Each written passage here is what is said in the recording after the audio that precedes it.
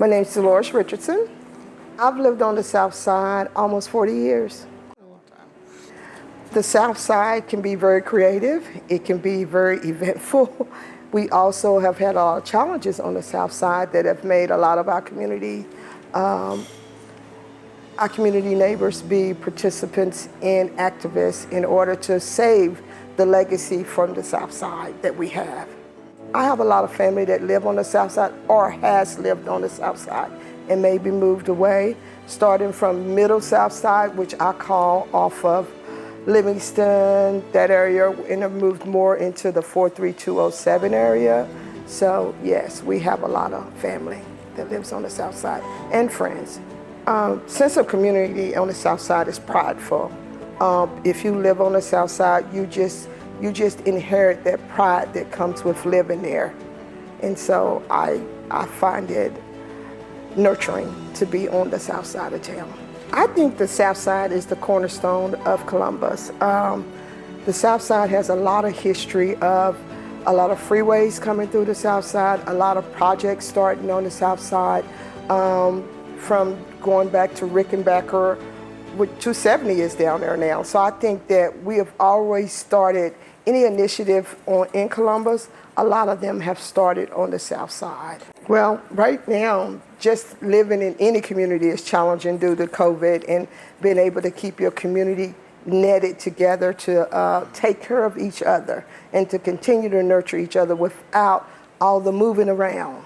So I think we've done a good job with that on the South Side. We've made sure that vegetables and food and all the things that our community needs has been close to us so that we could walk to it, to be a part of it. But for me, my most challenging time that I feel that that our community has been resilient is when we had an explosion on the South Side that affected nearly every community in the far South.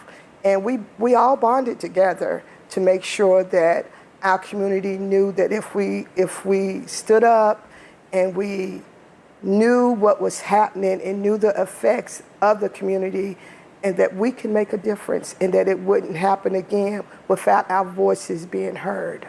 Well, during the last year, with being a community health worker, and one of my jobs was making sure I put resources in place for pregnant women.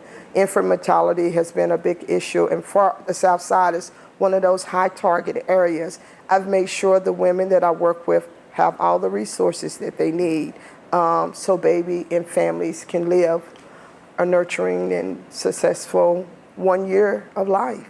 When I moved on the South Side, from the beginning I lived near South, is what I call it, off of Children's Hospital area.